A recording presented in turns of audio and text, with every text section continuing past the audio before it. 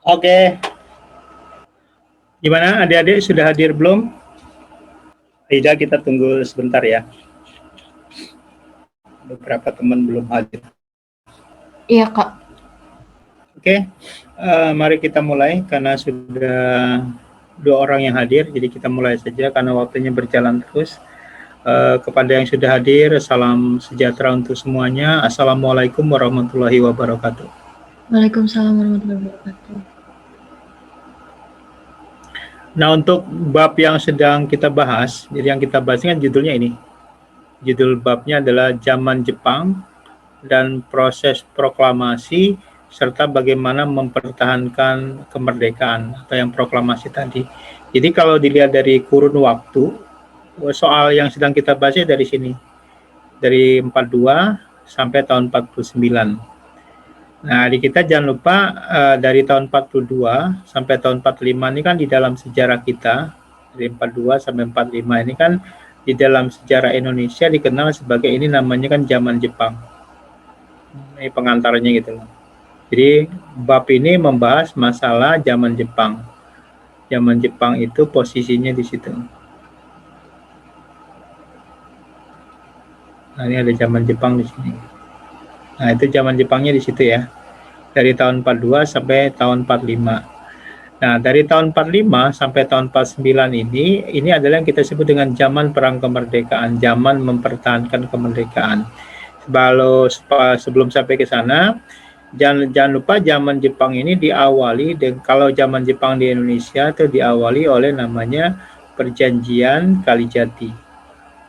Bukan Linggarjati ya, Perjanjian Kalijati.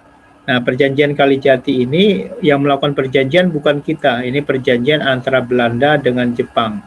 Karena Belanda telah ditaklukkan oleh Jepang, jadi sama Jepang dipaksa melakukan perundingan, namanya perundingan atau Perjanjian Kalijati.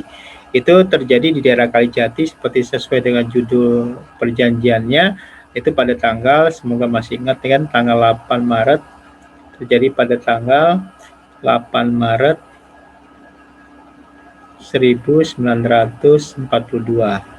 Nah, tanggal ini penting karena pada tanggal ini artinya kita dijajah Jepang secara formal karena isi dari perjanjian Kalijati adalah Belanda menyerahkan Indonesia kepada Jepang. Isi dari perjanjian tersebut. Jadi jangan lupa kalimat Belanda menyerahkan Indonesia kepada Jepang. Nah, berarti semenjak tanggal perjanjian itu ditandatangani oleh Jepang dan Belanda, berarti kita dijajah oleh Jepang. Nah, selama kurang lebih 3,5 tahun. Di 3,5 tahun yang ngitungkan 42 nih, 42 sampai 45 itu 3 tahun. Nah, setengah tahunnya dari Maret sampai di sini Agustus. Kalau dihitung kurang lebih 6 bulan. Oke, itu yang pertama. Nah, kemudian setelah kita merdeka, kan kita tahu nih, setelah kita merdeka, di sini kita akan menggunakan yang disebut dengan menetapkan Undang-Undang Dasar 45 sebagai dasar negara. Jadi waktu kita merdeka, kita menggunakan Undang-Undang Dasar 45 sampai Undang-Undang Dasar 45 sebagai dasar negara. Kemudian dari tahun 45 sampai 49 itu kan jangan lupa Belanda itu kan pada dasar tidak pernah ikhlas kita merdeka. Jadi di sini banyak peristiwa, ada agresi militer 1, ada agresi militer 2, ada perjanjian Linggarjati, ada perjanjian Renville, ada perjanjian Rombroyen, sampai nanti ada perjanjian KNB. Jadi ujung dari zaman ini, di sini kita akan mengakhiri masa ini yaitu dengan adanya konferensi Meja Bundar. Konferensi Meja Bundar yang diadakan di ibu kota Belanda yaitu tahun 1949.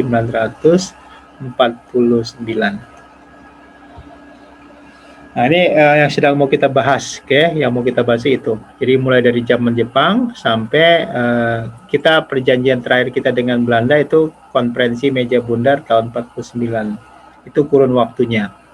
Oke, semoga dipahamin. Itu penjelasan pengantar untuk bab yang sedang kita bahas.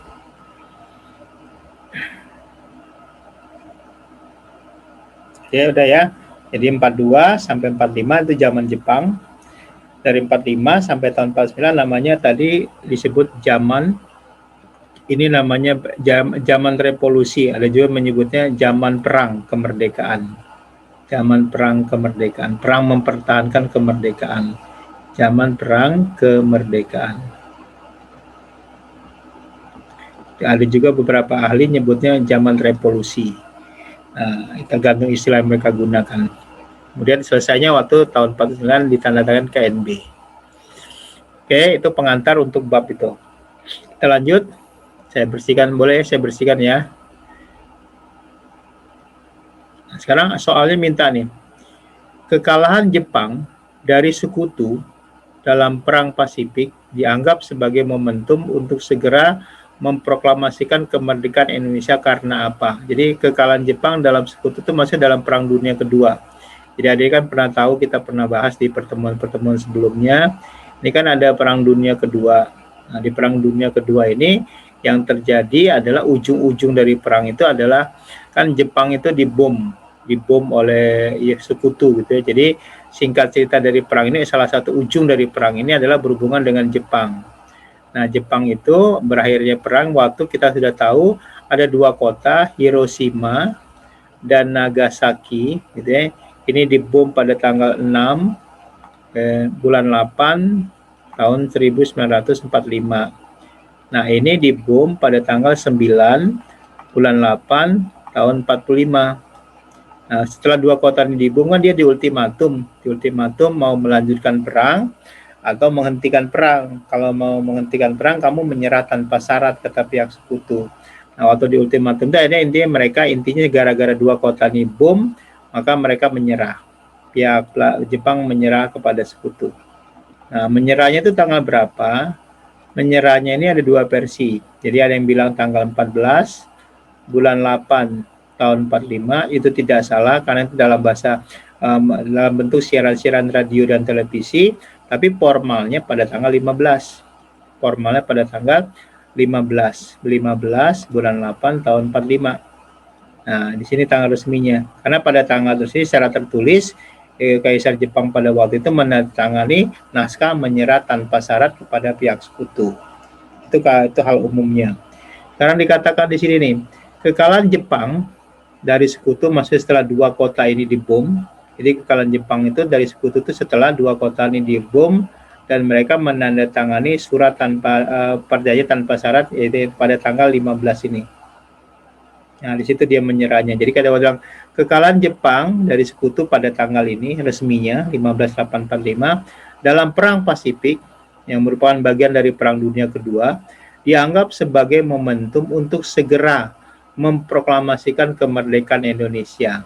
Singkat cerita, ini 15 Jepang menyerah, 15 menyerah. Kemudian tanggal 16 ini kan terjadi peristiwa Rengas Dengklok 15/8/45 maksudnya, kemudian kita memproklamasi pada tanggal 17 bulan 8.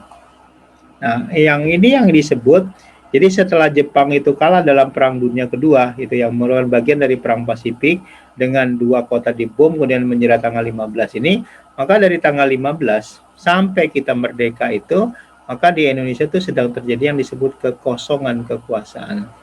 Jadi terjadi yang disebut dengan kekosongan kekuasaan. Jadi dari sini, nah sampai sini, ini namanya adalah kita sebut vacuum of power. Kita nyebutnya adalah vacuum of power, masa kekosongan kekuasaan. Nah, jadi karena terjadi kekosongan kekuasaan itu maksudnya gimana sih Pak? Kira-kira gitu loh. Jadi ini basicnya adalah hukum militer internasional yang berlaku pada saat dulu. Ingat-ingat ya, basicnya itu adalah hukum militer yang berlaku pada saat dulu. Nah, salah satu isi dari hukum militer itu mengatakan begini, kalau ada sebuah negara, jadi kalau ada sebuah negara yang sedang terlibat di dalam suatu peperangan, kemudian mengalami kekalahan, maka daerah itu akan kehilangan daerah jajahannya. Jadi kalau ada suatu bangsa, kalau yang tadi kurang dengar, kalau ada suatu bangsa yang sedang menjajah bangsa lain, terlibat di dalam suatu peperangan dan kehilangan dan mengalami kekalahan, maka dia kehilangan hak atas daerah jajahannya. Nah, itu salah satu hukumnya. Jadi kalau kita perhatikan di soal ini kan kita sedang dijajah Jepang. Kemudian Jepang itu sendiri terlibat dalam Perang Dunia Kedua. Kemudian dia mengalami kekalahan dalam perang tersebut, maka semenjak dia dinyatakan kalah, maka daerah-daerah itu atau bangsa-bangsa itu kehilangan hak atas daerah jajahannya. Nah, jadi singkat ceritanya, dari tanggal 15 sampai tanggal 18 ini sampai kita proklamasi itu di Indonesia sedang terjadi kekosongan kekuasaan karena dengan kalahnya Jepang dalam Perang Dunia Kedua, dengan bentuk dia menandatangani naskah menyerahkan pasaran kepada pihak sekutu itu, berarti di Indonesia sedang tidak ada yang berkuasa. Maka semua tentara Jepang yang ada di Indonesia itu bukan tentara, hanya sebagai pasukan keamanan untuk menjaga ketertiban dan agar masyarakat tetap terkendali. Nah, jangan lupa muncul di situ ada kata-kata vacuum of power. Jadi di sini dikatakan dianggap sebagai momentum untuk segera memproklamasikan karena terjadi yang kita sebut dengan kekosongan kekuasaan atau vacuum of power. Jadi kita boleh melakukan langkah-langkah sebagai orang dalam atau bagian dari Republik Indonesia untuk menjaga keamanan kita, termasuk memerdekakan negara ini dari bangsa-bangsa yang pernah menjajah Indonesia. Nah, itu jawabannya kenapa jawaban B muncul istilah namanya sedang terjadi kekosongan kekuasaan di Indonesia. Oke, paham? Saya selesaikan. Oke, kalau sudah selesai kita pindah ya, itu maksudnya. Kita bersihkan dulu, kita pindah ke nomor berikutnya.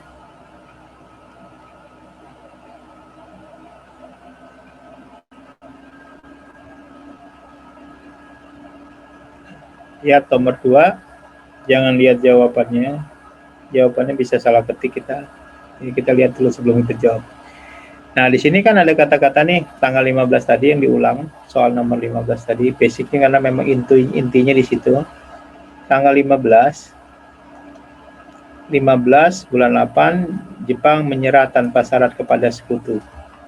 Nah, berita ini sampai ke Indonesia melalui didengar oleh para radio, para pemimpin kita pada saat itu yang mengikuti perkembangan di Jepang. Yaitu salah satunya pemimpin, kita nyebutnya salah satu pemimpin pergerakan bawah tanah.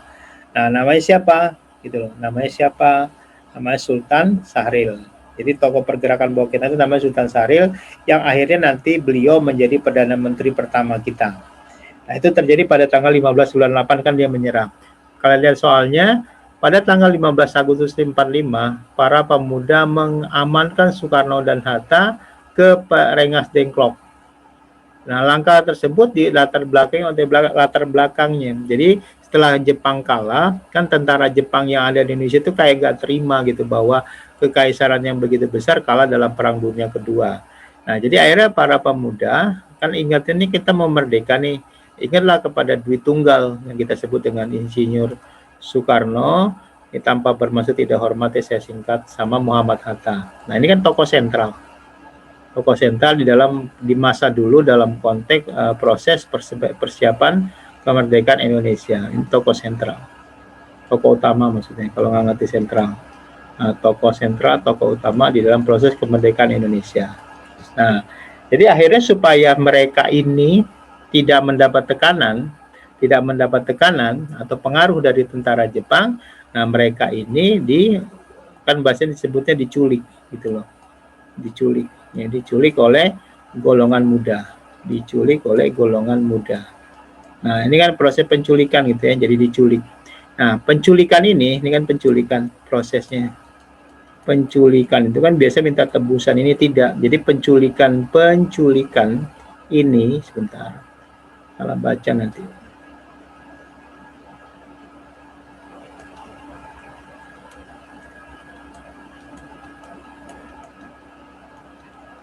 Penculikan ini untuk apa? Ada dua. Jadi alasan penculikan Soekarno-Hatta oleh para golongan itu ada dua.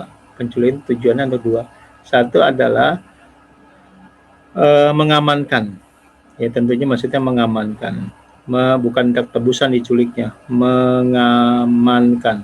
Tujuannya adalah untuk mengamankan.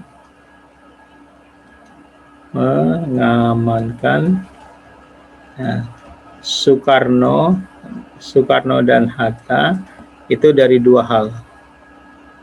Jadi dia diamankan dari dua hal, yaitu dari pengaruh dan tekanan. Jadi mengamankan Soekarno dan Hatta ini dari dua hal, itu pengaruh maksudnya intimidasi di dalamnya agar Soekarno melakukan sesuatu. Nah, satu lagi adalah pengaruh dan tekanan. Nah, ini tujuannya. Jadi tujuannya tidak jahat, bukan diculik, wah nanti mau minta tebusan gitu ke rakyat nih, pimpin kamu dari saya pimpin. Kalau mau dilepaskan bayar tebusan, bukan gitu. Tuntunan itu adalah baik karena mereka ingin agar Soekarno dan Hatta ini tidak mendapat pengaruh dan tekanan dari pihak Jepang yang waktu itu kondisi psikologisnya sangat hancur karena mereka kalah dalam Perang Dunia Kedua. Nah, yang ditakutkan kan mereka kan tidak terkendali. Kalau tidak terkendali, namanya orang banyak, tentara banyak, ada aja nggak terima atau belum siap bahwa mendengar kabar bahwa beritanya kalah dalam Perang Dunia Kedua dan disuruh menghentikan peperangan atau permusuhan dengan pihak sekutu dimanapun berada. Jadi tujuannya ini mengamankan. Ini juga menjadi latar belakang itu pengaruh dan tekanan dari Jepang. Nah, jadi kalau kita perhatikan kalimat yang paling mungkin apa ini? Keinginan golongan muda untuk menjauhkan Soekarno dan Hatta dari pengaruh dan tekanan Jepang. Itulah sebabnya jawabannya B. Singkat ceritanya gitu. Oke. Nah, kita lanjut. Itu maksudnya, jadi kata-kata pentingnya bagi yang tadi baru datang, 15.8, Jepang kan dinyatakan resmi menyerah dalam Perang Dunia Kedua. Nah, untuk di Indonesia, kalau di sini kan perang, dampaknya tentunya kepada tokoh sentral kita, itu kepada Soekarno dan Hatta. Karena Soekarno dan Hatta ini kan dipanggil langsung oleh Kaisar Jepang pada saat itu, Perdana Menteri Jepang pada saat itu namanya Koiso, bahwa mereka akan membantu proses kemerdekaan Indonesia. Nah, tapi golongan ini, golongan muda, oleh golongan tua ini kan akhirnya diculik. Nah, penculikannya tujuannya bukan apa-apa. Penculikan itu adalah karena Jepang sendiri kan kalah dalam Perang Dunia Kedua. Secara psikologis ya mereka sangat hancur gitu, luluh. Karena kehilangan harga diri terhadap bangsanya. Nah, jadi supaya Soekarno tidak jadi korban daripada rasa psikologis yang mereka sangat direndahkan karena kalah dalam Perang Dunia Kedua itu, adalah mengajak mereka pergi dari Jakarta ke salah satu daerah yang kebetulan jalurnya itu jarang dilewati oleh tentara Jepang dan konvoi patroli tentara Jepang. Itu di daerah yang kita sebut dengan proyek Rengas Dengklok, di daerah itu. Nah, untuk apa? Untuk mengamankan Soekarno dan Hatta agar tidak mendapat pengaruh dan tekanan. Jadi mengamankan itu dalam rangka agar tidak mendapat pengaruh dan tekanan dari tentara Jepang. Nah, gitu, itu yang perlu dipahamin. Jadi akhirnya yang kalimat yang paling memungkinkan adalah keinginan golongan muda untuk menjauhkan, yang mengamankan itu menjauhkan Soekarno dan Hatta dari pengaruh Jepang. Itu penjelasan untuk nomor 2. Kita lanjut.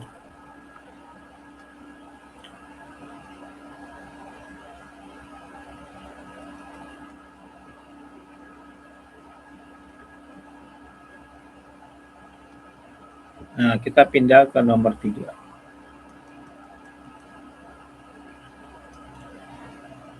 Perhatikan soal nomor 3. Ini kan yang diminta adalah siap. Jadi yang diminta itu kan adalah C, A, A, C. Gitu kan? Siap. Nah, kan jangan lupa SEAK ini adalah semacam badan PBB. Ya, yang berfungsi untuk mengendalikan suasana perang agar tetap tidak, kalau bisa didamaikan, kemudian mengurangi korban, kemudian menjadikan tempat-tempat yang di mana terjadi peperangan itu setidak-tidaknya tidak hancur secara ekonomi, sosial, dan politik. Jadi harus dikendalikan. Nah, karena di sini ada SEAK, udah disebutin, kan udah jelasnya ada kata-kata Southeast Asia Komando di Asia Tenggara. Ini Asia, Southeast Asia kan berarti wilayah di Asia Tenggara, pokoknya komandan, gitu, komando. Jadi semacam strategi pemerintahan dalam bidang militer. Pertanyaannya adalah tugas SEAK-nya untuk apa, gitu loh. Tugasnya untuk apa?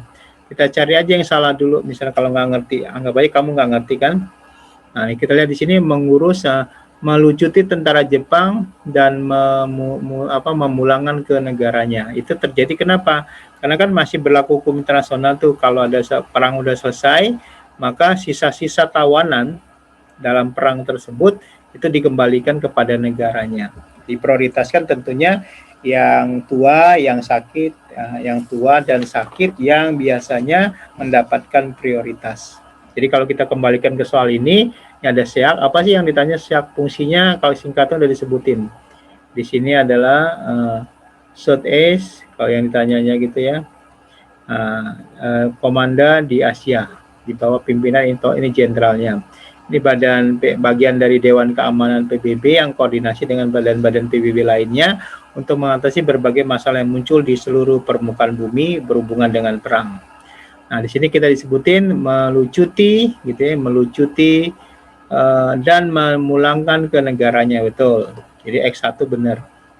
Kemudian kalau di nomor yang Y ini mengambil alih kekuasaan di Indonesia, Malaysia, dan Thailand secara militer, mengawasi keamanan di Indonesia pasca penyerahan perang itu juga terjadi, tapi ini biasanya diserahkan kepada Tentara Nasional suatu negara. Memperkuat administrasi dan pemerintahan Belanda Indonesia, kan Belanda, ini kan bukan Belanda, Jepang dengan Belanda. Jadi di sini salahnya pada waktu bisa memperkuat administrasi sipil pemerintahan Jepang di Indonesia, betul, tapi ini kan Belanda nih. Nah, Belanda waktu itu kan belum masuk ke Indonesia. Artinya setelah Indonesia kalah dalam Perang Dunia Kedua, tidak otomatis atau dengan secepat-cepatnya Belanda masuk ke Indonesia. Yang ada itu adalah tawanan Belanda yang ada di Indonesia, yang diawasi oleh para tentara Jepang. Jadi kalau kita mau coret yang ada memperkuat administrasi ini salah. Jadi Y3 salah, pada Y3 salah. Nah, ini udah salah. Oke, kemudian yang nomor Y, melucuti tentara-tentara Jepang dan memulangkan negaranya, betul. Mengurus proses penyerahan Jepang, betul. Jadi kalau kita cek, berarti kan adalah yang betul adalah X1. Karena X1 deh, X1 ini nih, melucuti, mengurus prosesnya, betul, berarti X2. X2. Satu lagi yang ini nih. Nah, ini yang paling betul.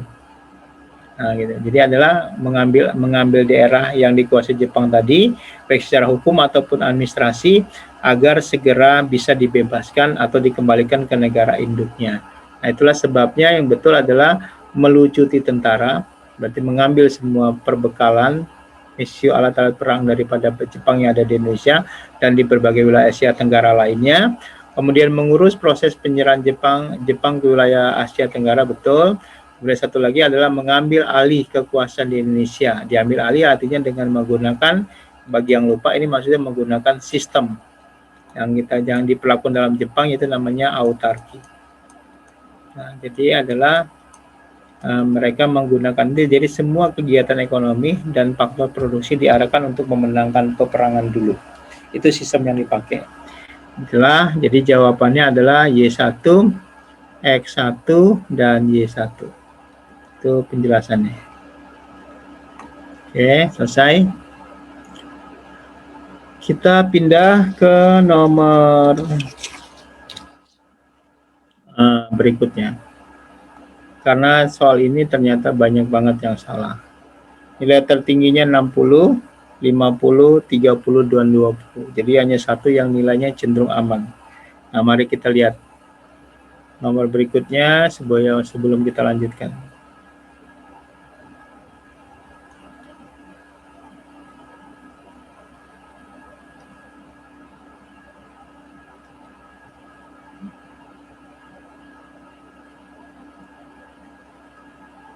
Yang belum bisa, mari kita belajar bareng.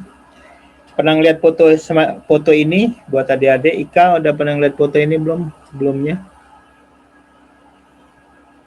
Belum, Kak. Oke, ada pernah lihat foto ini? Pernah, Kak. Pernah. Nah, jadi jangan lupa kalau yang udah pernah atau yang sudah lupa, foto ini adalah foto peristiwa Ikada. Ikada. Oke, jadi ini peristiwa Ikada. Siapa yang tahu, bantuin saya, Ikada singkatan apa? Ikada, Ikatan Janda Jakarta. Oh, bukan. Siapa yang tahu, Ikada singkatan dari Ikatan apa deh? Atletik.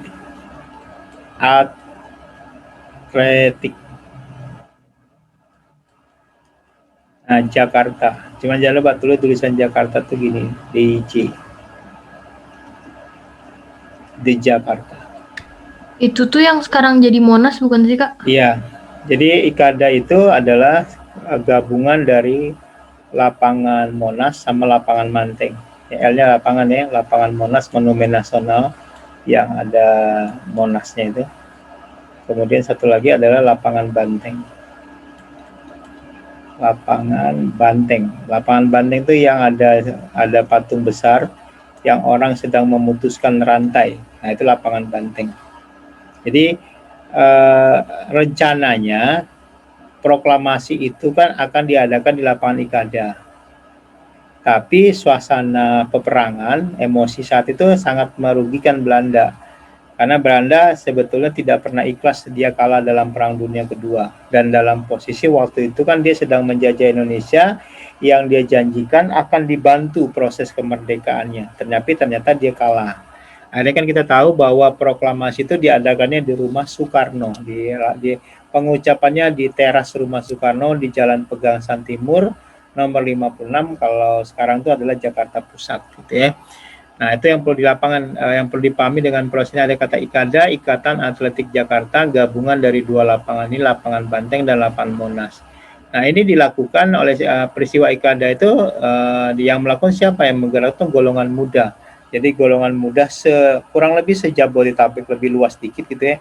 Artinya para pemuda dari berbagai wilayah di sekitar Jakarta ini itu khusus datang ke sana, ke lapangan IKADA itu adalah untuk duduk mendengarkan instruksi dari negara apa yang harus kami lakukan. Jadi mereka tuh setelah mendengar kabar proklamasi tentunya bersukaria, senang banget. Karena setelah 350 tahun baru kita bisa proklamasi di zaman Soekarno itu. Nah, jadi akhirnya orang-orang tuh dengan bahagia. Jadi bayangkan kita merdeka, mereka tahu, mereka datang tuh dari berbagai penjuru menunjukkan sukacitanya datang ke Jakarta. Dari mana-mana, se-Jabodetabek.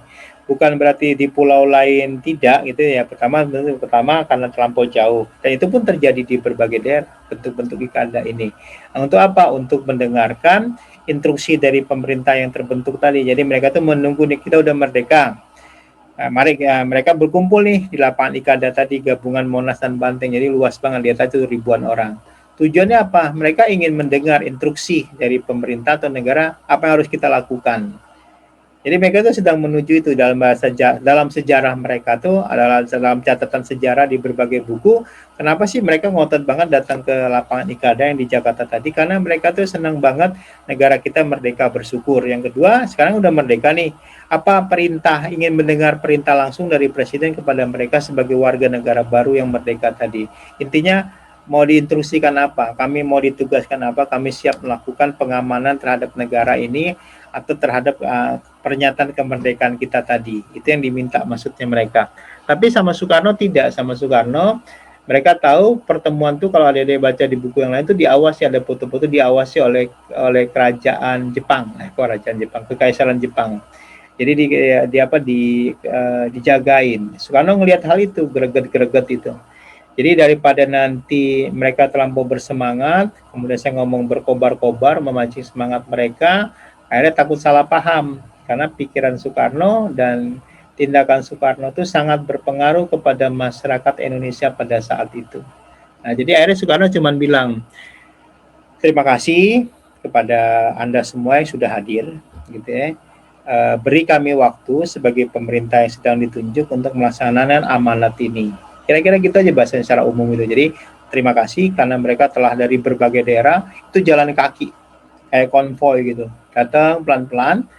Akhirnya pada tanggal yang ditetapkan itu mereka semuanya berkumpul di lapangan IKADA, lebih luas daripada Monas yang sekarang. Kalau sekarang kan Monas sudah dipagerin, dulu tidak dipagerin konsepnya karena itu adalah taman rakyat di depan istana. Nah, cuman demi keamanan dan demi kelestarian tanaman dan bunga serta kebersihan yang boleh masuk yang memberi karcis. Jadi akhirnya ada nilai komersialnya dalam konteks untuk biaya perawatan taman itu sendiri. Nah, para pemuda ini datang nih dari berbagai daerah, duduk rapi untuk mendengarkan pidato Presiden Indonesia setelah kita merdeka, sekaligus berharap pada instruksi dan perintah yang harus kami lakukan sebagai pemuda atau laskar atau apapun sebagai bagian dari negara yang baru merdeka. Tapi pada waktu peristiwa IKADA itu sedang terjadi, sebetulnya peristiwa itu dikawal oleh senjata terhunus, artinya siap ditembakkan kalau terjadi benturan. Jadi di antara mereka itu ada ya hampir ratusan lah tentara Jepang yang menjaga pertemuan tersebut. Nah, kalau Soekarno berpikir kalau sampai dia terlampau bersemangat, kemudian terucap kata-kata yang salah, akhirnya orang-orang itu menganggap kita perlu menyerang Jepang. Kalau Soekarno tidak berharap begitu. Jadi dia akhirnya cuma bilang kepada orang yang hadir, kami ucapkan terima kasih atas segala jerih payah, pengertian dan penghargaan Anda terhadap kami sebagai yang telah terpilih sebagai presiden dan wakil presiden. Nah, percayakan apa yang akan kami lakukan, gitu artinya tolong kami kasih amanah, beri waktu agar kami bisa memikirkan apa yang harus dilakukan. Kemudian Soekarno, maka tolong pada hari ini juga kakak-kakak, apalah sebutan pada saat itu ya, adik-adik dan saudara-saudara, itu kembalilah ke daerah masing-masing dengan damai. Jadi akhirnya orang itu setelah mendengar pidato Soekarno, kemudian mendapat berbagai informasi tentang proses proklamasi kita, kemudian dia bilang tolong adik-adik semuanya, karena banyak pemuda pada saat itu, silakan kembali ke rumah masing-masing. Nah itu dengan kerennya, kalau itu di videokannya keren, mereka berdiri waktu itu memberikan hormat kepada Soekarno, kemudian mereka pulang lagi ke daerah masing-masing dengan cara berkonvoy. Berkonvoy kepada siapa? Berkonvoy untuk menghormati amanat dari pemerintah pusat tadi. Mereka disuruh kembali ke wilayah masing-masing tanpa melakukan kerusakan apapun. Dan itu sangat dipatuhi oleh para yang hadir di lapangan itu. Itu artinya apa? Itu artinya bahwa Soekarno itu, yang kita bahas tadi itu di sosiologi, masih punya pengaruh yang kuat, punya karisma yang kuat, atau pengaruh yang kuat. Jadi kata-katanya yang begitu sederhana saja itu langsung dipatuhi ya. Berarti dia selain pemimpin yang hebat memang karismatik. Maka dikenal sebagai pemimpin yang karismatik gitu loh. Nah, itulah sebabnya kenapa jawabannya adalah di sini dukungan dan kepercayaan rakyat Indonesia terhadap pemerintahan yang baru berdiri. Nah, jadi berdiri, oke silakan. Saya udah dengar yang Anda harapkan gitu kan, walaupun karena ada dialog-dialog sebelumnya dia pidato memberikan penjelasan bahwa negara kita ini secara de facto telah merdeka, sudah kita ucapkan tanggal 17 kemarin gini. Tolong kami beri waktu, kira-kira gitu. Tolong kalau saya itu presidennya Soekarno, tolong saya diberi waktu, beri saya kesempatan untuk bekerja untuk menata negara kita yang baru merdeka ini. Nah, adik-adik semua yang sudah hadir, terima kasih banget gitu ya atas dukungan Anda semua, tapi tolong agar tidak terjadi benturan dan masalah-masalah baru, kira-kira gitu. Nah, adik-adik saya minta untuk kembali ke daerah masing-masing. Nah, langsung tuh mereka mengucapkan hal-hal tertentu, bertepuk tangan dengan semangat, memberikan hormat kepada Soekarno, ya otomatis dengan di kelompoknya masing-masing, mereka membubarkan diri berbaris dengan rapi sampai ke wilayahnya masing-masing. Bayangkan loh, jadi artinya begitu besar pengaruh dan karisma Soekarno bisa mengalihkan orang yang hadir puluhan ribu orang pada saat itu untuk kembali ke daerahnya tanpa terjadi benturan dengan tentara Jepang yang mengawasi mereka di pertemuan itu. Itulah sebabnya dikatakan di sini dukungan dan kepercayaan rakyat Indonesia kepada Soekarno dan kawan-kawan untuk bekerja dulu, beri kesempatan agar bisa melaksanakan tugasnya semaksimal mungkin. Nah, itulah sebabnya kenapa jawabannya D gitu ya. Adik-adik untuk yang sejarah informasinya Sakina dapat nilai 60, terus Yudika dapat nilai 50, Salsabila masih 30, Audrey dapat nilai 20. Teman kita yang satu lagi yang cowok dari mana tuh, dari Kalimantan, hari ini tidak muncul, tapi nggak apa-apa. Seperti saya bilang, ini adalah pilihan mau siap atau tidak, itu aja. Kalau mau siap, keluarlah sebentar beberapa bulan ini di luar zona nyaman kamu. Jadi misalnya harusnya sehari cuma belajar beberapa jam, sekarang setiap waktu belajar. Ya belajar itu kan tidak harus dituan kayak gini. Tidak harus ada papan tulis, belajar itu bisa membaca buku, melakukan pengendapan, ngapalin yang rasanya perlu standar kita ketahui. Jadi misalnya adik-adik itu kalau di sejarah itu bagusnya hafal kata-kata Trikoro Darmo yang merupakan semboyan dari Budi Utomo. Terus adik-adik pernah dengar kata Trias Politika, ada Trikora, Tritura, Trilogi. Nah, maka adik-adik kalau itu udah hafal, kalau ketemu soal kan nggak panik, oh ini arahnya ke sana gitu loh. Maka kamu bisa berpikir cepat sebelum 2 menit sudah menentukan jawabannya. Nah, itu penjelasan tambahan buat Anda semua ya. Jadi jawabannya adalah yang D. Oke, semoga sudah dipahami. Kita lanjut ke nomor berikutnya.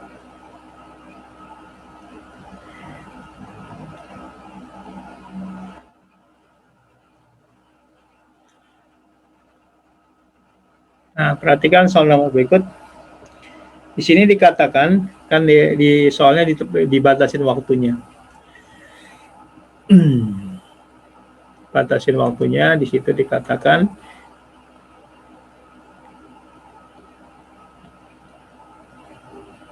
sebentar.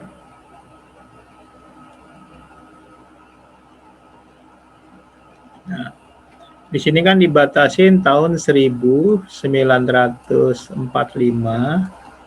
sampai tahun 1949. Nah, disebut namanya revolusi fisik nih. Kalau ada beberapa ahli sejarah nyebutnya revolusi fisik. Jadi saya pakai bahasa yang lebih umum, ada yang bilang ini adalah zaman perang. Zaman apa? Zaman perang, tapi dalam konteks bukan merebut lagi, perang untuk mempertahankan kemerdekaan.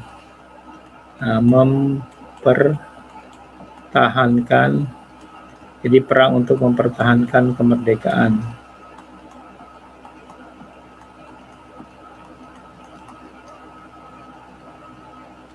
Republik Indonesia dari tahun 45 sampai tahun 49. Tahun 49 udah tahu tadi kan, yaitu dengan ditandanya konferensi meja bundar. Nah, di masa ini kan kita merdeka nih, tapi Belanda tuh kelihatan sekali ingin kembali berkuasa di Indonesia, gitu ya.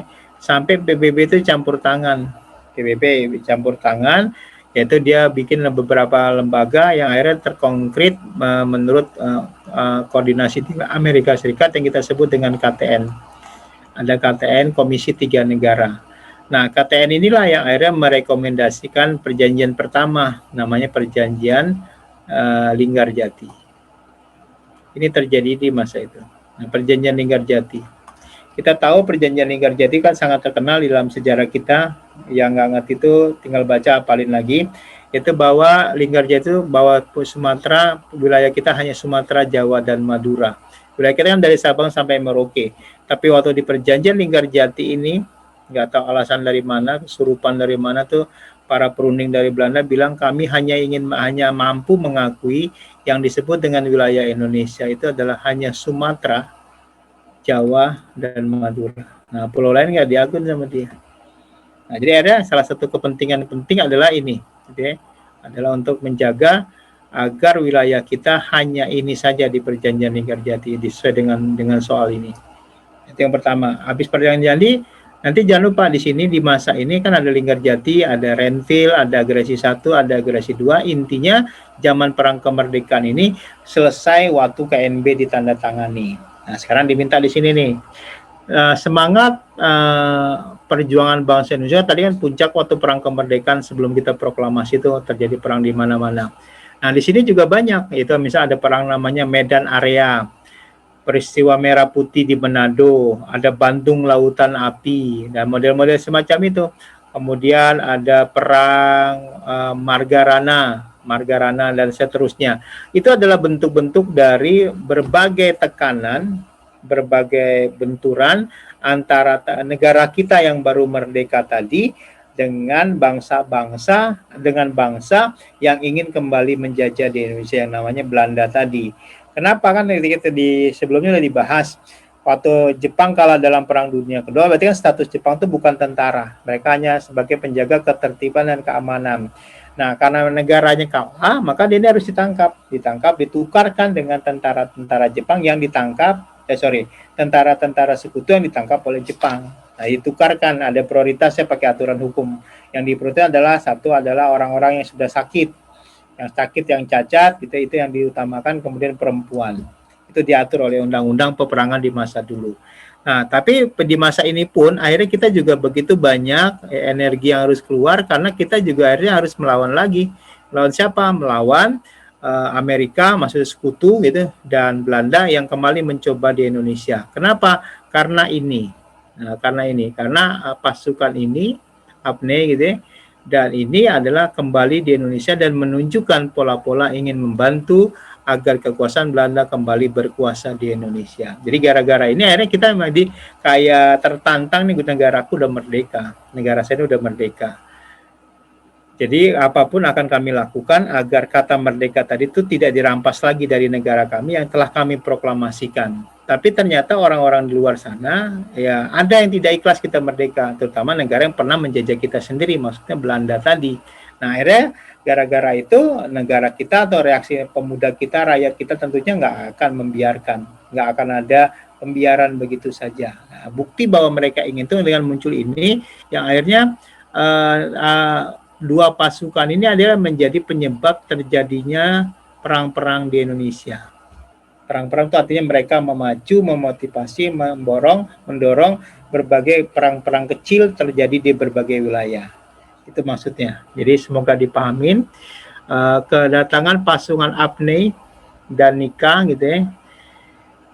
Ini adalah pasukan yang mengkoordinir untuk menangkap kembali atau melakukan proses perjanjian perang setelah Jepang kalah dalam Perang Dunia Kedua seperti yang di soal sebelumnya tadi. Nah, itu penjelasan untuk nomor 5, itulah sebabnya kenapa jawabannya B, dia berdiri dan terlihat tingkah lakunya dengan tegas ingin membantu kembalinya kekuasaan Belanda di Indonesia. Nika itu jangan lupa yang Belanda, pasukannya namanya Apnei, yang bertugas untuk melucuti tentara Jepang yang masih ada di Indonesia dan dikembalikan ke negaranya atau ditukar dengan tentara Jepang tentara sekutu yang ditawan Jepang, kira-kira gitu. Oke, nomor 5 jawabannya B. Kita pindah, ini waktunya mungkin waktu siang, jadi kalau ada sedikit ngantuk-ngantuk dikit dimaklumin lah.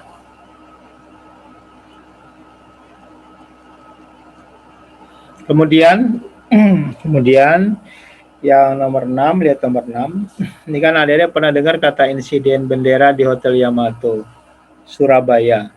Namanya aja kan udah Hotel Yamato kan. Nah, jadi ini ada Hotel Yamato.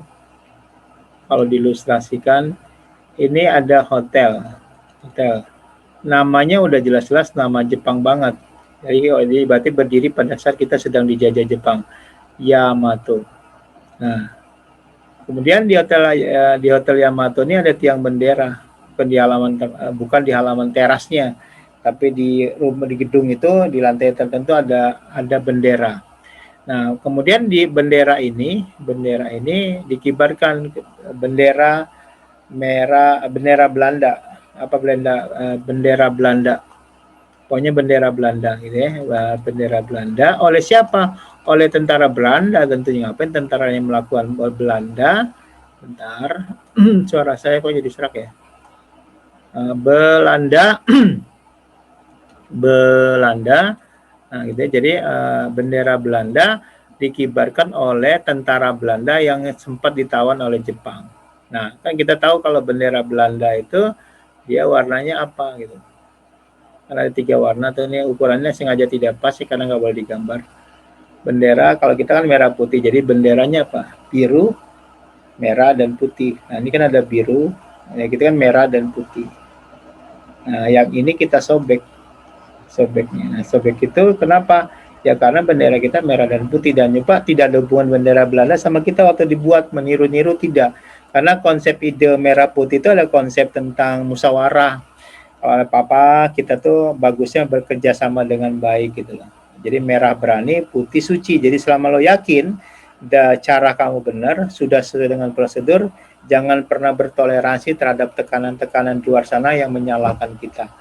Nah, merahnya, putih kan tadi caranya dengan cara-cara yang baik, cara-cara yang suci, cara-cara yang terhormat.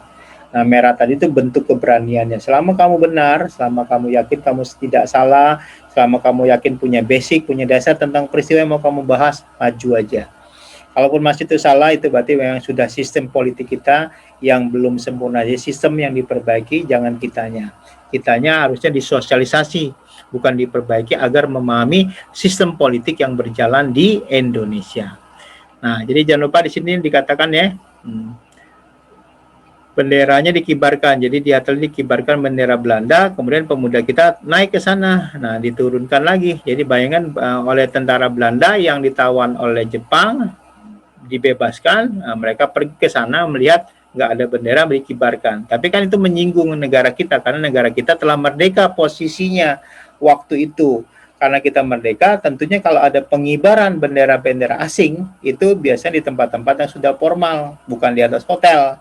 Yang formal itu apa? Misalnya di salah satunya di gedung-gedung pemerintahan gitu loh. Formal kan? Kemudian tentunya di mana lagi? Di kantor-kantor, di gedung-gedung pemerintah, di kantor-kantor, atau di lapangan-lapangan di mana ada kegiatan kegiatan rakyat Indonesia di tempat itu. Nah, jadi kalau kita kembalikan ke soal ini, kenapa? Karena ada proses pengibaran bendera Belanda oleh orang-orang Belanda yang pernah ditawan Jepang, bekas ditawan, berarti sekarang sudah tidak bekas, artinya mereka sudah dibebaskan. Waktu dibebasin mereka bukan siap-siap kembali ke negaranya, tapi malah mencoba mengibarkan bendera Belanda di atas Indonesia, jadi kayak penghinaan terhadap kedaulatan kita. Nah, kedaulatan itu dilawan dengan cara pemuda kita naik ke puncak hotel tadi, benderanya diturunin, ya bagian yang bukan bagian dari warna bendera kita dicobek, ditingkatkan, diangkat lagi. Nah, itu untuk memperlihatkan bahwa kami sudah merdeka, jangan sembarangan mengibarkan bendera negara Anda yang kami tidak suka di wilayah kami. Karena bendera itu kan kita sepakat ada simbol dari negara. Apa simbol negara? Bendera merah putih, salah satunya. Simbol negara lagi adalah burung Pancasila, dengan Pancasilanya, lagu kebangsaan, dan bahasa Indonesia itu adalah simbol-simbol formal dari simbol negara kita. Lo suka, lo nggak suka, hafal nggak hafal, itulah simbol negara kita. Jadi kenapa kita rukun sampai hari ini, kita berani bilang karena kami punya Pancasila. Kami sudah dari kecil disosialisasi bahwa saudara kami yang berbeda itu adalah saudara. Kami bisa beda banyak, beda agama, beda suku, beda ras, macam-macam, tapi kami ini bersaudara. Nah, kita telah didogma oleh hal itu. Jadi kalau teman kita beda suku, ya biasa aja, kayak kita sekelas ada teman macam-macam, ya dia teman kita sekelas, ya udah, kita akan menghukum dia sampai ke nakalannya aja. Tidak gara-gara gitu sampai berembet, wah berarti suku kamu nggak boleh ada di tempat ini. Jadi kan terlampau meluas tuh. Nah, itu dalam konteks rasa nasionalisme. Jadi jawabannya udah kan, pengibaran bendera oleh orang Belanda bekas tawanan Jepang. Jadi sebelumnya ditawan Jepang dia. Itu kira-kira ilustrasi tambahan untuk nomor yang 6 tadi. Sekarang kita pindah ke nomor 7.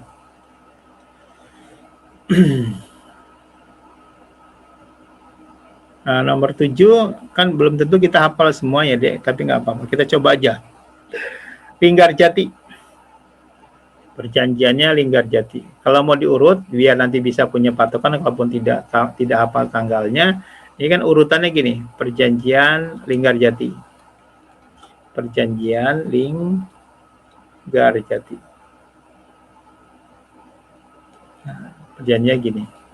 Perjanjian ini kemudian di agresi militer. Nah, akhirnya gara-gara kita dipaksa lagi namanya perjanjian, habis Linggarjati namanya perjanjian Renville.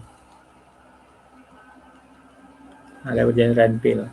Dilanggar lagi, kita disuruh bikin perjanjian, kita ikutin, namanya perjanjian Rumroyen. Nah, perjanjian Rumroyen.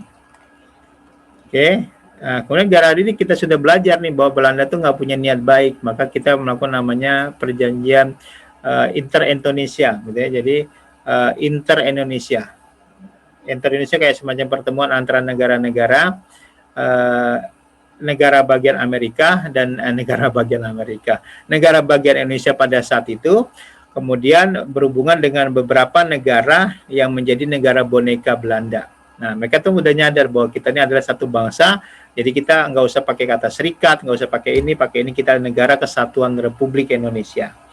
Nah, jadi akhirnya setelah ini ada namanya perjanjian, ada macam-macam istilahnya, ada perjanjian, kemudian terakhir, nah di sini ada namanya perjanjian yang kita sangat terkenal, yaitu Konferensi Meja Bundar. Terjadi tahun 1949. Jadi kalau dilihat kan yang diminta Linggarjati nih. Perjanjian Linggarjati itu apa isinya yang paling terkenal? Yang paling terkenal adalah wilayah kita hanya terdiri dari Sumatera, Jawa, plus Madura. Cuman itu yang dibilang. Ya tentunya kita keberatan, tapi kita diem dulu. Karena wilayah kita kan dari Sabang sampai Merauke. Cuman kan waktu itu teknologi tidak seperti sekarang. Jadi akhirnya interaksi, komunikasi itu agak terhambat. Karena terhambat itu kadang-kadang kita merasa kok gue negara tapi kok ngerjainnya sendiri semua gitu loh. Ya karena negara kita baru merdeka, anggaran masih terbatas. Tapi tuntutan pembangunan sudah begitu luas karena semangat euforia kemerdekaan itu yang menyebabkan kita terpicu untuk banyak berbuat buat negara kita awalnya. Kalau lama-lama kan akhirnya kita berjalan sendiri-sendiri seperti sekarang gitu loh. Nah, jadi kembali ke soal ini, apa yang betul dari konteks ini adalah satu, yang tadi Linggarjati cuma Sumatera, Jawa, dan Madura, maka A1 benar. lihat nih A1 yang aku coret ya, A1. Belanda mengakui kedaulatan Indonesia secara de facto. Kenapa de facto? Itu faktanya. Nah, secara de jure-nya waktu, kalau menurut bahasa kita faktanya kapan? 1745. Itu kita faktanya. Belanda punya pandangan sendiri. Kalau secara hukumnya adalah pada waktu secara hukum bahwa Belanda benar-benar mengakui kedaulatan kita. Jadi ada naskah perjanjian bahwa Belanda sebagai bangsa yang pernah menjajah Indonesia, kira-kira bahasa gampang itu mengikhlaskan atau mengizinkan atau memperbolehkan Indonesia menjadi sebuah negara yang baru. Nah, yang baru itu masih Republik Indonesia tadi. Jadi harusnya pada waktu dia mengakuin tadi, ya usaha dia untuk memecah belah kita di luar sana, termasuk membuat negara-negara boneka itu harusnya dihentikan. Tapi ternyata tetap dilakukan. Nah, itu satu ya. Kemudian Republik Indonesia dan Belanda akan bekerja sama membentuk RIS, yang salah satunya salah satu negara bagiannya adalah Republik Indonesia. Ini ada juga di Linggarjati. Kemudian apa lagi? Yang ini nih tentunya pembebasan para pemimpin kita yang ditawan Belanda di dalam perang selama peristiwa kita sedang konflik akibat dari perjanjian Linggarjati. Nah, gitu loh. Yang lainnya kenapa salah, Pak? Misalnya gitu loh. Ya, misalnya contoh nih, RIS dan Belanda akan membentuk Uni Indonesia Belanda dengan Ratu Belanda sebagai ketuanya. Ini adalah salah satu isi dari KNB, Konferensi Meja Bundar. Ada boleh cek. Okay. Ini adalah salah satu isi dari KNB.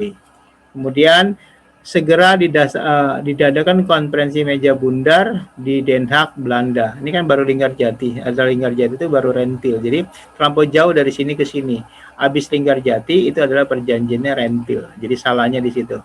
Jadi salahnya kenapa Republik Indonesia, ini nih. Pembebasan para pemimpin itu benar, segera diadakan segera diadakan Konferensi Meja Bundar di Den Haag. Nah, itu adalah akibat dari perjanjian Rumroyen atau perjanjian inter-Indonesia pada saat itu. Jadi bukan gara-gara perjanjian Linggarjati. Jadi salahnya di situ, Dek. Oke, semoga paham kan. Jadi yang ada tiga salah. Yang ada tiga salah. Apa tuh? B3 salah. Yang ada B3 salah, yang ada B3 salah. Kan gitu kan ya? Pengembalian wilayah ke Indonesia Yogyakarta itu ada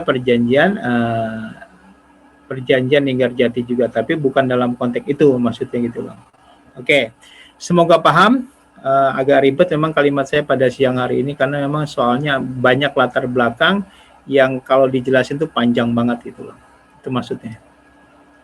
Saya udah mencoba sederhana tetap aja ribet. Kita pindah ke nomor berikutnya. Bentar, ternyata belum bersih.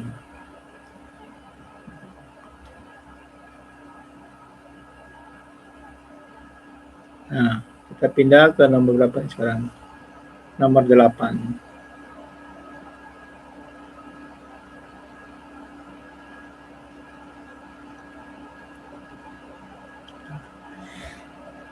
Oke, nah ini mohon maaf agak sedikit dijelasin dulu biar ngerti maksudnya. Jadi adik-adik kan tahu bahwa setelah kita merdeka kan ada namanya rapat-rapat PPKI. Ada rapat-rapat PPKI kan. Nah, rapat PPKI ini terjadi 3 kali. Jadi ada 3 kali. Yang pertama tanggal 18 bulan 8 tahun 45. Itu yang pertama. Yang kedua, tanggal 19 bulan 8 tahun 45. Nah, yang ketiga, tanggal 22 bulan 8 tahun 45 itu rapatnya. Singkat cerita, supaya jangan ribet karena hasil rapat itu biasanya panjang banget. Nah, rapat pertama ini menghasilkan 3 hal. Jadi menetapkan rancangan undang-undang menjadi Undang-Undang Dasar 45. Makanya saya bilang tadi kita waktu merdeka pakai Undang-Undang Dasar 45. Nah, itu yang pertama. Terus tentunya kita sudah tahu memilih presiden dan wakil presiden. Presiden dan wakil presiden Soekarno-Hatta. Kemudian akhirnya kita karena belum punya anggota-anggota wakil rakyat, belum bisa karena belum ada pemilu. kemudian kita juga butuh kumpulan orang-orang hebat seperti MPR, maka waktu itu belum ada pemilu, maka dibentuklah namanya KNIP, Komite Nasional Indonesia Pusat. Ini berfungsi seperti lembaga yang menyusun legislatif, gitu, legislatif. Itu yang tanggal 18. Yang tanggal 12 ada 3 juga gitu loh. Yang pertama adalah membuat 8 provinsi, kemudian membuat 12 departemen plus 4 kementerian. Nah, satu lagi adalah di sini muncul lagi nih, itu membentuk Komite Nasional Indonesia aja, nggak pakai P. Kalau P kan pusat berarti tingkat negara, kalau KNIP di tingkat daerah. Jadi ini kalau yang lupa fungsinya di tingkat negara nih, di tingkat negara.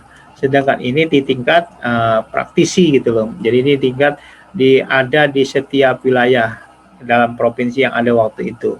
Itu tanggal 19. Nah, tanggal 22 saya pindah ke sini. Yang pertama ada beberapa versi yang beda, tapi yang sama adalah satu, menetapkan pasukan keamanan kita itu bernama BKR, Badan Keamanan Rakyat. Nah, yang kedua adalah menetapkan PNI sebagai organisasi politik satu-satunya. Nah, disitulah inti permasalahannya. Jadi, kalau BKR kan Badan Keamanan Rakyat. Kenapa kita menggunakan kata badan bukan tentara? Agar tidak ada benturan dengan pasukan sekutu yang sering main di Indonesia pada saat itu. Jadi badan ini hanya dibuat untuk menjaga masyarakat, bukan militer, maksud ditegaskan gitu. Kalau terjadi peperangan, ya mereka boleh turun ke lapangan untuk menyelamatkan warga negara yang mungkin terjebak di antara dua peperangan, apapun kondisinya. Nah, jadi makanya disebutnya BKR. Kemudian yang paling jadi masalah, ingat-ingat setelah di sini, kan ini ada PNI nih. Nah, dia kan Soekarno bilang waktu itu menetapkan Partai Nasional Indonesia sebagai satu-satunya organisasi. Itu jadi masalahnya, organisasi politik. Jadi Soekarno nggak tahu waktu itu berpikir gimana, tapi dia akhirnya mengesahkan bahwa PNI Partai Nasional Indonesia memang dia mendirikan di Bandung dulu tahun 1912 sebagai organisasi politik satu-satunya. Nah, disitulah akhirnya menimbulkan banyak pertanyaan, banyak kecaman bagi kaum-kaum yang biasa kita nyebutnya kaum oposisi, karena logikanya kalau pakai konsep trias politika, ini kan ada negara, nah kita tahu kan ini ada negara. Nah, negara ini kan kalau dia negara demokrasi, D-nya demokrasi, kan harus ada lembaga legislatif, eksekutif, dan yudikatif. Harus 3 lembaga itu. Nah, lembaga yang yudikatifnya, legislatifnya sudah ada MPR dan DPR, pejabat presiden waktu itu. MPR lembaga legislatifnya oleh KNIP. Jadi kalau pakai trias politika, ininya diganti nih sementara oleh KNIP, Komite Nasional Indonesia Pusat. Nah, presiden sudah ditunjukkan itu. Yang kita nggak punya apa? Yang kita nggak punya itu adalah legislatif. Nah, legislatifnya siapa? Dulu kan kalau menurut undang-undang adalah Dewan Pertimbangan Agung. Tapi dalam perjalanan itu rasanya kurang maksimal, kurang ngegreget gitu kerjaannya. Maka Indonesia bikin Komnas HAM, berhubungan dengan HAM. Ada khusus tuh anak umum ada, anak ada, anak ada, perempuan ada. Maka ada Komnas HAM perempuan, ada Komnas HAS anak-anak sampai disebutin gitu. Kalau berhubungan dengan korupsi yang merupakan penyakit akut dari negara-negara yang sedang berkembang, negara bikin KPK. Maka Mahkamah Tertinggi Hukum tetap Mahkamah Agung, tapi dibagi lagi ada Komisi Yudisial sama Mahkamah Konstitusi. Agar apa? Lebih saling menguatkan. Aslinya gitu niatnya. KPK itu aslinya adalah untuk membantu negara, membantu pemerintah, membantu polisi agar menekan kasus korupsi yang ada di Indonesia. Jadi KPK itu tujuannya untuk membantu tugas polisi, khusus tugas polisi pada bagian korupsi. Nah, cuman kan dalam faktanya terjadilah semacam gesekan kepentingan antara polisi sebagai juga badan hukum penyidik kasus di Indonesia dengan KPK yang punya tugas untuk menjaga uang-uang yang telah dikorupsi tadi itu harus bisa dikembalikan ke negara. Karena kalau dia belum diambil oleh oknum tertentu, ya belum diapa-apain, tapi kalau setelah diputi diambil, maka negara berhak mengambil dana tersebut dari siapapun untuk dikembalikan ke kas negara untuk pembangunan Indonesia. Nah, tapi konsentrasi di soal itu yang ini nih. Keputusan itu menetapkan Partai Nasional Indonesia sebagai organisasi politik. Nah, jadi ini bertentangan dengan konsep apa? Dengan konsep demokrasi. Negara kita kan negara demokrasi. Negara demokrasi tadi saya bilang tadi harus menganut ini, makanya saya sebutin legislatif, eksekutif, dan yudikatif. Tapi tahu-tahu ya negara demokrasi yang menganut tadi kok di dalam sistem politiknya hanya satu. Jadi karena menetapkan PNI sebagai organisasi politik satu-satunya, itu kan bertentangan dengan demokrasi. Nah, jawaban dari ini semua, jawaban dari ini semua itu Soekarno nggak mau mencabut keputusan ini di dalam intrik politik waktu saat itu atau konflik politik saat itu, dia nggak mau. Jadi akhirnya yang melakukan perbaikan adalah Muhammad Hatta dengan mengeluarkan maklumat ini. Jadi untuk memperbaiki kesalahan ini, Muhammad Hatta mengeluarkan maklumat. Ini maklumat khusus gitu ya. Nomornya nggak ada, nomor X itu maksudnya nomornya tidak diberi. Nah, jadi untuk apa? Memberikan keputusan kepada semua warga negara Indonesia. Bagi yang lupa nih aku hapus ya, semoga paham mudah. Jadi singkat cerita, maklumat, ini maklumat nih, M-nya maklumat 3 November, jadi 3 bulan November tahun 1945, jadi cuma beda berapa bulan kan dari proklamasi ini, itu memberikan, jadi maklumatnya adalah bahwa maklumat daripada tanggal 3 November ini bahwa warga negara Indonesia, baik secara individu gitu ya, atau berkelompok, itu boleh mendirikan partai politik. Nah, itu inti daripada maklumat itu. Untuk apa? Untuk mengatasi yang tadi cuma ada satu partai. Jadi dikeluarkan maklumat keputusan negara melalui wakil presiden bahwa warga negara Indonesia, baik secara individu ataupun berkelompok, boleh mendirikan partai politik. Nah, akibat dari maklumat ini nanti muncul nih ratusan, bukan diada-adain. Muncul ratusan parpol gitu ya, dan akhirnya semuanya jadi terseleksi. Itu terlihat pada waktu pemilu pertama. Jadi pemilu pertama itu adalah 10 tahun setelah kita merdeka. Akibat gara-gara maklumat ini. Kalau ada nggak maklumat ini nggak mungkin muncul partai politik, bukan tidak mungkin. Tidak ada suasana agar mereka mampu atau terdorong untuk mendirikan partai-partai politik. Ratusan diseleksi di pemilu pertama 55, udah pernah dengar gitu ya, itu yang ikut hanya 29 partai. Kan lumayan tuh. Nah, demokrasi berjalan waktu tahun 55, akhirnya kita tahu pemenangnya nomor 1 PNI, nomor 2 Masumi, nomor 3 NU, nomor 4 PKI. Jadi maklumat ini mendorong kita menjadikan sistem demokrasi, dan akhirnya kita mengatasi kesalahan pertama kita yang tadi, bahwa negara telah memutuskan PNI sebagai organisasi politik satu-satunya. Nggak boleh. Harusnya kita bukan hanya PNI, tapi banyak organisasi politik dan partai-partai lainnya. Oke, semoga paham. Itulah sebabnya di sini pada waktu ini keluar, otomatis keputusan dia sebagai organisasi politik jadi batal secara politik. Nah, itu maksudnya. Jadi ini adalah, udah benar jawabannya adalah A. Mohon maaf kalau kecepatan atau bahasanya belibet, karena memang terlampau banyak beban cerita yang harusnya dibahas sebelum sampai kenapa itu jawabannya. Tapi semoga itu cukup lah. Kita lanjut ya ke nomor 9 biar kita selesaikan. Nah, nomor 9, konsentrasi nomor 9.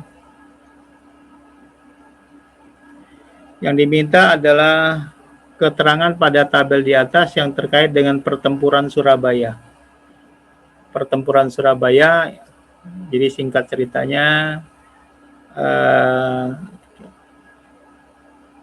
Abney datang ke Indonesia.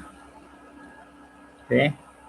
Waktu Abney ini datang, dia didomplengi oleh tentara Belanda yang secara penampilan pasti kan seperti orang-orang barat. Nah, itu tentara nikah. Singkat ceritanya gitu. Nah, kita mulai nggak percaya nih sama sekutu. Kan sekutu tadi maksudnya Amerika dan kawan-kawan kan datang ke Indonesia Tujuannya adalah untuk menangkap, melucuti tentara Jepang yang ada di Indonesia, karena Jepang itu sudah kalah dalam Perang Dunia Kedua. Dilucuti bukan untuk direndahkan, dilucuti untuk diambil semua senjata militernya, jadi menjadi militer biasa gitu ya. Nah, kemudian untuk dikembalikan ke negara asalnya, ditukar dengan tentara-tentara sekutu yang ditangkap oleh Jepang. Jadi kayak pertukaran tawanan gitu. Dengan tadi ada prioritas. Nah, kemudian jadi kita nggak percaya sama APNEI tadi, nggak ada percaya lagi sama mereka. Kemudian terjadi peristiwa. Nah, peristiwa itu hanya terbunuhnya. Di suatu peristiwa itu terbunuhnya seorang letnan kolonel, namanya WS Malabi, gitu ya. Nah, namanya WS Malabi. Kalau saya tulisannya salah mohon dimaklumin ya. Karena kadang-kadang suka lupa cara menulis nama seseorang. Oke, nah jadi akhirnya ini gara-gara ini sekutu marah. Nah, kita di ultimatum. Waktu dia marah kita di ultimatum. Jadi penyebab peristiwa pertempuran Surabaya itu adalah satu ini. Satu karena ada jenderal yang terbunuh. Kemudian dia terbunuh ya tentunya aparatnya, teman-temannya marah. Nah, kita di ultimatum, ini bacaan di ultimatum ya.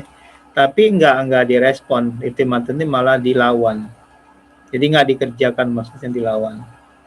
Nah, dilawan. Tokohnya ada tokohnya yang biasa dikenal sebagai ya tokoh peristiwa Surabaya itu. Jadi singkat cerita, jenderal terbunuh, kita di ultimatum. Artinya kita suruh tanggung jawab, bukan kita nggak sampai hari ini sejarah nggak bisa ngejawab siapa sih sebetulnya yang membunuh atau menembak, atau betul dia matinya itu karena tertembak, jangan-jangan lagi setengah jantung, kena serangan jantung. Cuman waktu itu kan namanya orang lagi panik, lagi marah, nggak ada otopsi. Asal tahu apa sih penyebabnya gitu, karena ya akhirnya waktu dia otopsi keluarlah data sejarah bahwa dia terbunuh karena tertembak. Nah, tapi kita nggak lihat bukti-buktinya itu. Jadi akhirnya dalam sejarah tercatat dia terbunuh aja. Bahasa netral dia terbunuh, apakah terbunuh karena disantet oleh orang-orang yang sakit hati pada saat itu, atau betul-betul tertembak, atau dia kena serangan jantung, kan semua bisa disimpulkan kalau di autopsi. Nggak ada usaha itu, memang kita disudutkan bahwa dia terbunuh. Nah, terbunuhnya di Surabaya oleh para pejuang atau pemuda pada saat itu. Nah, teman-temannya marah, garis komando mereka marah. Waktu mereka marah tadi, rakyat Surabaya di ultimatum, pokoknya semua senjata yang dipegang oleh para tentara dan rakyat yang berhubungan dengan nilai perang itu harus diserahkan, diberi waktu 2 kali 24 jam. Jadi senjata intinya semuanya harus diserahin. Kemudian kalau kamu nggak mau melakukan itu, kamu akan kami bom dari darat, laut, dan udara. Nah, orang are itu kan kita taunya bonek, bocah nekat itu kalau bahasa gaul mereka itu ya diancam gitu, bukan malah takut, malah dilayani, malah siap-siap. Jadi semua alat-alat di rumah malah disiapin, mau ada pisau kok, mau dicangkul kayak, mau ada belati kayak gitu, ada bambu runcing pun semuanya disiapin untuk menghadapi ultimatum itu. Jadi akhirnya pada hari kedua nggak juga dilaksanakan, nggak, ultimatum itu betul-betul nggak dipatuhi. Akhirnya terjadilah serangan darat, laut, dan udara. Nah, pemuda tadi digerakkan oleh Bung Tomo. Ini kita tinggal di sini, kira-kira bahasa gampangnya gitu. Kita tinggal di sini, darah lahir kita ada di sini. Jadi jangan mau kita dibantai, jangan mau kita dihina di tanah kita sendiri. Lebih baik kita mati di tempat ini, mari kita lawan. Nah, jadi dengan segala pendekatan bahasa lainnya gitu, akhirnya rakyat Surabaya itu mendengarkan berita itu disampaikan melalui radio. Nah, itu namanya Bung Tomo. Nah, Bung Tomo itu berpidato yang akhirnya menyebabkan rakyat Surabaya, ya benar juga ya, daripada gue nanti dijajah, tersisa lagi kayak zaman-zaman dulu, mendingan gue mati sekarang. Kalaupun gue mati, minimal anak bini gue gitu, keturunan saya, generasi yang akan datang tidak akan mengalami hal yang sama seperti yang kami alami. Semoga mereka mengalami kesadaran kemerdekaan, ya akhirnya kita bisa membangun bangsa ini, kira gitu loh. Nah, jadi itu yang dilakukan oleh Bung Tomo, yang disiarkan lewat radio, didengar oleh para pemuda, akhirnya terjadilah perlawanan yang luar biasa. Menang? Enggak. Korban banyak. Dibilang menang, ya enggak menang lah. Kalau pernyataan dibilang kalah dari sudut pandang apa? Konsepnya itu dulu. Nah, jadi intinya bahwa rakyat Surabaya menunjukkan semangat. Jadi rakyat Surabaya dengan gigih menunjukkan semangat untuk membela tanah airnya. Nah, itulah yang makanya peristiwa itu dijadikan hari 10 November. Karena memang terjadi pada tanggal 10 November, dan akhirnya hari 10 November hari pahlawan. Karena dengan ikhlas mereka melayani begitu banyak serangan darat laut udara dari tentara yang datang dari luar tadi, tentunya masuk tentara sekutu gitu ya. Nah itu datang kita lawan. Menang enggak? Kalau bilang kalah juga tidak, tergantung konsepnya. Tapi kalau menang tidak. Terbunuh ribuan orang. Nah bayangkan satu kota terbunuh ribuan orang kan darahnya di mana-mana. Maka pada saat itu terlihatlah bahwa semangat untuk membela negara kita baru merdeka dan negara lain yang mau melakukan pengacauan, penghinaan terhadap bangsa kita dengan segala yang dia punya mereka lawan. Kan sesuatu sikap yang luar biasa. Jadi wajar nggak ada sampai hari ini ada orang yang protes kenapa hari pahlawan tuh 10 November, kenapa berhubungan dengan Perang di Surabaya. Orang yang melihat foto-foto, dokumentasi, membacanya dengan rinci akan melihat sangat patut dijadikan Hari Pahlawan karena mereka membela kehormatan bangsa kita yang telah menyatakan kemerdekaannya. Nah, ini kalau kita pilih di sini kan lihat berhubungan dengan Walabi yang mana? Malabi. Ada nggak? Yang mana? Ayo. 2. X2. Dipicu oleh terbunuhnya salah satu petinggi sekutu dalam insiden tembak menembak. Ini kan maksudnya gitu kan, maksudnya Malabi itu loh, Jenderal WS Malabi itu satu. Apalagi sekutu memberikan ultimatum, nih ada kata ultimatum kan, nah itu maksudnya gitu loh. 3 maksud di situ. Apalagi kira-kira setelah itu pertempuran berlangsung selama 5 hari. Jadi kalau 5 hari udah pasti salah nih, ya kan 5 hari. Karena ini sama juga dengan perang 5 hari di Semarang, bukan itu. Jadi yang ini udah pasti salah. Karena tidak 5 hari gitu. Terus melalui radio Bung Tomo yang tadi, nah itu betul. Jadi jawabannya ini. X2 ya, X2, X3, X2, X3, Y2. X2, X3 betul ya? Nah, Y2 itulah makanya jawabannya diputuskan D. Yang berhubungan langsung dengan itu. Oke. Terakhir, mari kita selesaikan tugas belajar kita pada siang hari ini dengan segala kekurangannya. Mari kita selesaikan dulu biar tuntas. Nomor berikutnya terakhir nomor 10. Nah, nomor 10 ini adik-adik memang dituntut kesungguhannya, hafalannya gitu ya. Sejarah memang bukan hafalan tapi setidak-tidaknya tahulah secara umum tahunnya. Ada yang tahu? Ada tahu? Bagi yang belum tahu, yang udah biasanya sudah sangat hafal atau senang belajar sejarah, biasanya ini tahu. Ini tahun 1949 kan? Nah, gitu kan. Kemudian Ambarawa tahun berapa? Ada yang tahu? 45. 45 ya? Ini 45. Yogyakarta, pindah ke Yogyakarta. Yo, siapa yang tahu? Bantuin agresi militer. Militer Belanda 47. 47 kan yang pertama 47. Terus pemindahan ini 46 ya. 46, 1946. Ini 46. Nah, terus Renpil apa Renpil? Renpil 47. Nah, Renpil itu kalau kamu nanti cek itu terjadi pada tanggal 8 Desember 1947 sampai 17 Januari lengkapnya gitu ya, 17 Januari 1947. Jadi nggak bisa dibilang 48 47 semua. Nah, ini 47. Jadi kalau diurutin berarti kan nomor satunya ini kan perang terbesar yang pernah terjadi setelah proklamasi adalah perang Ambarawa. Berarti ini nomor 1 dong. Jadi nomor 2, ini nomor 1 kan. Setelah itu nomor 46-nya ibu kota negara kita dipindahkan. Betul nggak? Ibu kota pindah pada tahun 46. Berarti betul kan? Jadi kalau dilihat urutnya kan 45, 46. Nah, terus antara agresi militer dulu atau renpil dulu kan gitu loh. Agresi militer ada renpil atau renpil baru ada agresi militer. Yang mana dulu? Jadi udah ini nomor 2, kan. Jadi pertama 2, habis 2 nomor 3, 2 3. Ya enggak? 2 3 tuh. Ini kan 2 nih. Ini nomor 1, ini nomor 2. Nomor 3-nya yang mana? Nomor 3-nya adalah diagresi dulu. Nah, gara-gara diagresi dulu kan. Jadi ini nomor 4. Habis nomor 4 Nomor 5-nya ada perjanjian. Nah, terakhir memang dari semua ini 47 ke lama, tapi ujung dari semua peristiwa di bab ini adalah waktu Belanda kita menandatangani ini kan, artinya Belanda mau menerima Republik Indonesia dalam bentuk Republik Indonesia Serikat. Sorry, itu salah kelebihan. Jadi Republik Indonesia dalam bentuk serikat. Nah, disitulah selesai urusan kita. Jadi intinya yang nomor 1 memang harus terakhir karena tahun 49. Terjadinya tahun 49. Jadi yang nomor 1 harus terakhir, cuma ada ini tuh. Tapi di depannya dia yang salah. Yang betul adalah ini. Itulah sebabnya jawabannya yang A. Ada yang salah tahunnya? Boleh cek ulang. Mungkin ada yang ngecek lebih dalam. Cukup?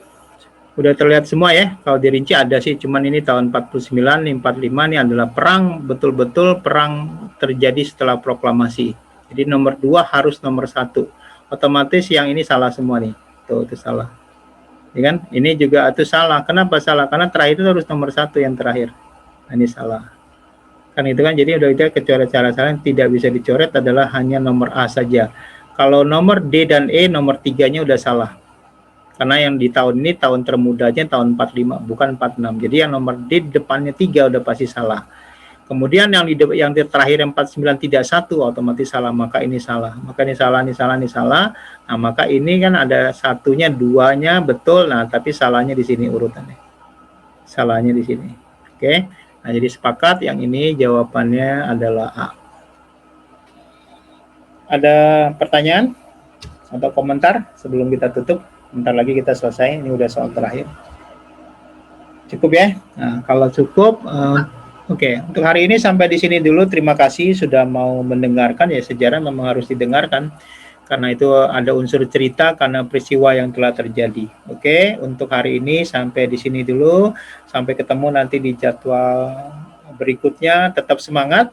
Karena sebentar lagi bulan April adik-adik akan menentukan untuk yang kedua kali atau yang ketiga kali apakah Anda termasuk orang yang layak diterima di berbagai perguruan tinggi di Indonesia. Maka berjuanglah, karena yang bikin lulus bukan kita, yang bikin lulus adalah usaha kamu dan doa kamu bersama orang-orang yang kamu dekat dan mendoakan kamu juga.